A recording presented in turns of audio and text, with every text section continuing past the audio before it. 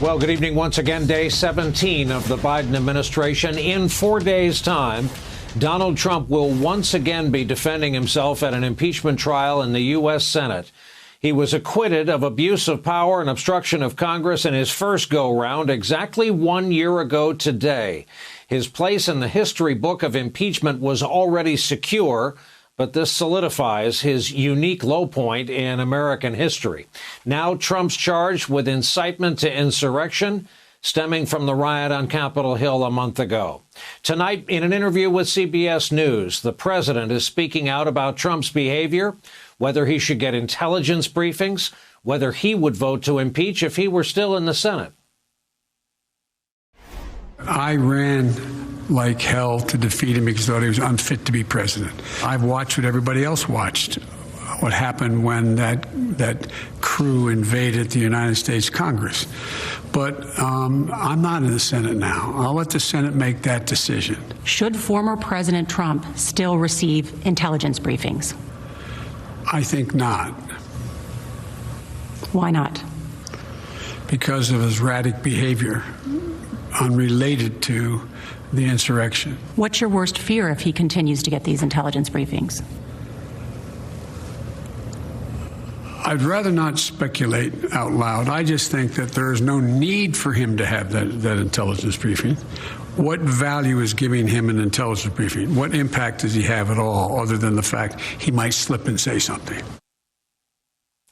Tonight, the latest reporting from the New York Times says Trump's defense lawyers, Bruce Castor and David Schoen, have, quote, worked feverishly on Friday to get up to speed on the case and prepare for the trial. It adds that they had yet to learn anything about how the trial would operate, including its schedule, how much time the defense would have to present its arguments, and the rules for entering evidence. I'm in shock we're starting Tuesday and we have no agreement for how any resolutions will be put forward, Mr. Schoen said in a telephone interview. We have no rules, no agenda, no time frame. There is no possible way this is consistent with due process.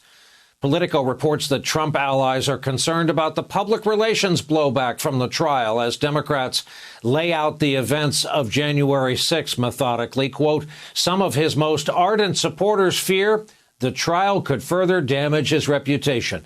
The Democrats have a very emotional and compelling case, said former White House chief strategist Steve Bannon. They're going to try to convict him in the eyes of the American people and smear him forever. Though, of course, that ship may have already sailed. As all of this unfolds, Joe Biden today took his first flight as president on Air Force One. In this case, the smaller version, the 757 version of the aircraft for the short flight over to Delaware. President is refusing to back down amid opposition from Republicans who want to shrink his nearly $2 trillion relief bill. He said his strongest message yet that he's willing to move forward on his economic relief plan without Republican support. Both the Senate and House have signed off on an initial version of a budget plan that would begin turning Biden's proposal into real legislation. Speaker Pelosi and the House Democrats met with Biden today. She says she wants the House to pass its version of Biden's plan within a couple of weeks. The economy remains anemic after nearly a year of this pandemic. Just 49,000 jobs were added to our economy in January. We're still down 10 million, give or take, something Biden took note of today. It's very clear our economy is still in trouble.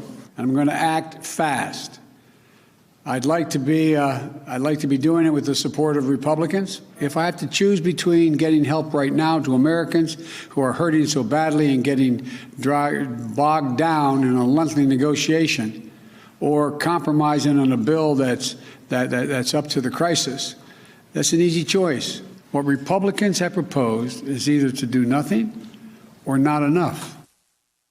The president said today he won't budge on the idea of $1,400 stimulus checks, but tonight he signaled his proposal to raise the minimum wage to $15 may not, in fact, be part of the final bill.